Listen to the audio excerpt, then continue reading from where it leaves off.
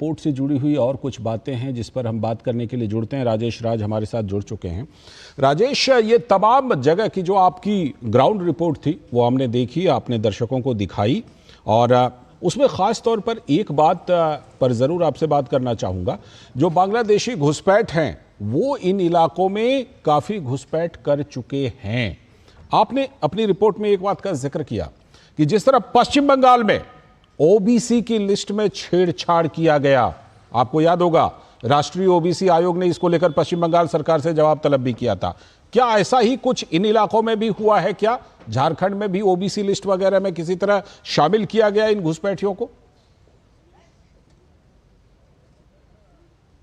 देखिए, झारखंड में ओबीसी की जो सूची है उसमें किसी भी तरह के छेड़छाड़ की पुख्ता जानकारी जो है वो अभी तक नहीं मिल पाई है, या फिर राष्ट्रीय पिछड़ा वर्ग आयोग के जो अध्यक्ष हैं हंसराज अहीर, उन्होंने जिस तरीके से पश्चिम बंगाल सरकार से जवाब तलब किया था कि ओबीसी की जो सूची है उसमें विभिन्न जो मुस्लिम संगठन के लोग हैं, मुस्लिम समुदाय के लोग हैं, उनकी संख्या कैसे बढ़ गई है, उस तरह की बातें झारखंड में सामने नहीं आई हैं।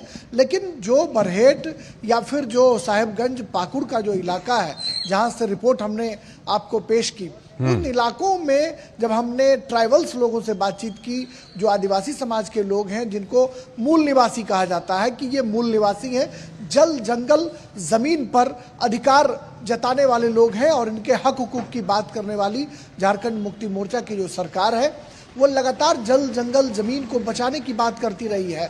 लेकिन आज आदिवासी समुदाय के जो लोग हैं वो वहां पर सवाल करते हुए नजर आए कि आखिर ये बांग्लादेशी घुसपैठिए जिस मुद्दे को भारतीय जनता पार्टी जोर शोर से उठाने का काम कर रही है वो कहां से आ रहे हैं। यह सवाल कहीं ना कहीं उन जिलों में बहुत तेजी से तैर रहा है जो जिले पश्चिम बंगाल की सीमा से बिल्कुल सटे हुए इलाके हैं। और हमने आपको दिखाया कि मुर्शिदाबाद और फरक्का और साहिबगंज पाकुड़ ये तमाम वो इलाके हैं जो बिहार, झारखंड और पश्चिम बंगाल की सीमा से बिल्कुल सटे हुए इलाके हैं। हालांकि जब हम उन लोगों के बीच जब पहुंचे जिसे गृह मंत्री ने अपने इंटरव्यू के दौरान जमाई टोला कहा, जब वहां गए हमने उनका विजुअल बनाया, लोगों से बातचीत करने की कोशिश की, तो वो जो है वो मुकरते हुए नजर आए। उन्होंने स्पष्ट तौर पर कोई अपनी बात नहीं कही।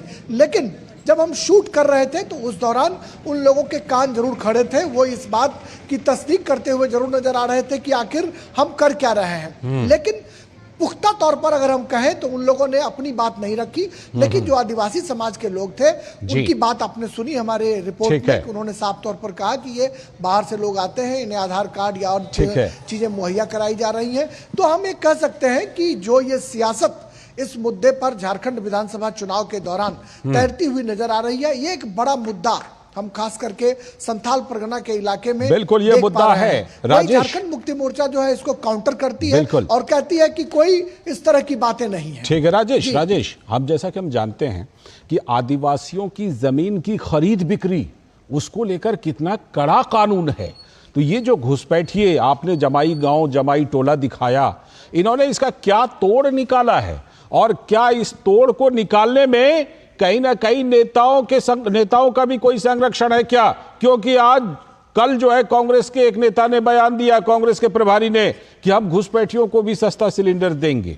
तो क्या इसका तोड़ निकालने में वहां कहीं ना कहीं नेताओं का भी संरक्षण है क्या राजेश? बिल्कुल सही कहा लालचंद्र आपने कि जो कांग्रेस के झारखंड के प्रभारी हैं गुलाम मोहम्मद मीर, उन्होंने एक आज जो बयान दिया है उसमें उन्होंने कहा कि हम सिलेंडर देंगे गरीबों को। उसमें ना हिंदू देखा जाएगा, ना मुसलमान देखा जाएगा और ना ही घुसपैठियों को देखा जाएगा। तो यानी हम ये कह सकते हैं कि एक रजामंदी की मुहर है कि अगर कोई बाहर का व्यक्ति भी आ रहा है तो उन्हें सरकारी सुविधाएं मिलेंगी, चाहे वो मैया सम्मान योजना हो या सिलेंडर देने की बात हो। ये तमाम जो मुद्दे हैं, इस मुद्दे की धमक, इस मुद्दे की गूंज स्पष्ट तौर पर संथाल परगना के इलाके में जरूर सुनाई पड़ रही है। लेकिन लोग दबी जुबान से इस मुद्दे को स्वीकारते तो जरूर है, लेकिन प्रखरता के साथ जो अपनी बात रखनी चाहिए वो नहीं होती है। जब हमने उस मुख्य जो मार्ग था जहां से हमने रिपोर्टिंग की, वहां के जब बाएं हिस्से में हमने देखा कि दूर दूर तक जो है वो खेत है, जो फसल वाली जमीन लहरा रही है, और उस फसल वाली जमीन में बीच बीच में एक एक घर बना हुआ है लालचंद, जो आप अमूमन देखेंगे कि इस तरह के ठिकाने आपको बहुत कम नजर आएंगे। कि लोग अगर घर है तो कोई मोहल्ला बसता है, अगर नई कोई कॉलोनी है तो ज़मीन काटी जाती है, बाकायदा उसमें 10 फीट का रोड छोड़ा जाता है, घरें बनती हैं, घरों पर घर बनते हैं। लेकिन यहाँ पर जो मैंने देखा अपनी आंखों से कि बहुत दूर दूर तक जो खेत है, उन खेतों के बीच में एक एक घर बना हुआ है और काफी दूरी दूरी में वो घर बना हुआ है। बिल्कुल, हमने आपके विजुअल के माध्यम से ये देखा है, आपके विजुअल के माध्यम से ये देखा है हमने। एक सवाल मैं आपसे जरूर और पूछना चाहूंगा राजेश, हम जानते हैं कि दशकों के संघर्ष के बाद आदिवासियों के लिए झारखंड राज्य का गठन किया गया। अब जब इस तरह की खबरें आ रही हैं, और बात सिर्फ राजनीति की नहीं है, बात तो यह है कि झारखंड हाईकोर्ट भी इस पर कह चुका है, तो जब अब इस तरह की बातें हैं तो झारखंड के जो निवासी हैं, झारखंड के जो लोग हैं, उनकी ज़हन में ये बात कितनी बैठ रही है कि दशकों लड़ाई लड़के झारखंड राज्य का हमने निर्माण कराया और अब उसी झारखंड में इस तरह से घुसपैठ होकर सब कुछ बदला जा रहा है। बिल्कुल मौजूद सवाल है लालचंद्र आपका। जो आदिवासी हैं, जो मूल निवासी हैं, उनके मन में ये भाव जरूर जागृत हो रहा है। लेकिन हम जानते हैं कि बिहार, झारखंड, उत्तर प्रदेश ये ऐसे राज्य हैं जहां पर सब कुछ जाति के आधार पर तय होता है। कास्ट के आधार पर टिकटें बढ़ती हैं, कास्ट के आधार पर हम वोटिंग करते हैं। झारखंड बिहार में एक कहावत बहुत प्रचलित है, आप भी चूंकि बिहार के हैं, बांका के हैं, और मैं जानता हूं कि आप इस कहावत को जरूर जानते होंगे कि हम देश विदेश में पढ़ाई करते हैं, शादी ब्याह के लिए अपने गांव आते हैं और हमारे जो बड़े बुजुर्ग हैं वो कहते हैं कि वोट और बेटी दोनों जाते में जाई, यानी वोट जो है अपने जात को दी जाएगी और बेटी की शादी होगी तो अपने जाति बिरादरी में होगी। तो इस तरह की चीजें जो है बिहार, झारखंड, उत्तर प्रदेश में देखने को मिलती हैं।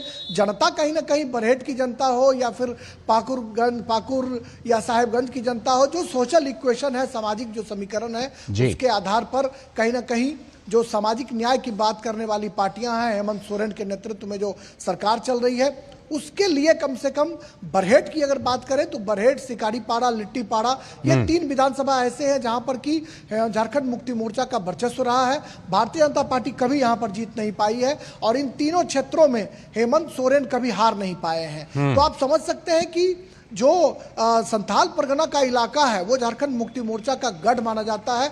18 सीटों में 9 सीटों पर जेएमएम, 4 पर कांग्रेस का कब्जा है और आरजेडी जो है उनको समर्थन कर रही है। आरजेडी के जो स्वजातीय मतदाता है, एमवाई जो समीकरण है, वो संथाल परगना के इलाके में काफी इंटैक्ट है। तो कहीं ना कहीं सब कुछ समझते हुए अगर लोग अनजान बने हुए हैं, वारदात हो रही है, घटनाएं हो रही है, लेकिन लोग अनजान हैं, इसकी ध्वनि प्रतिध्वनि इस चुनाव में सुनाई पड़ रही है। सही आप कह रहे हैं। देखना होगा कि ये वोट भीड़ जो है वोट में बदलता है या नहीं, देखने वाली बात। इसकी गूंज ना सिर्फ उस इलाके में, ना सिर्फ हेमंत सोरेन के क्षेत्र में, बल्कि इसकी गूंज तो झारखंड, पूरे झारखंड में और यहाँ तक कि झारखंड के बाहर भी सुनाई पड़ रही है।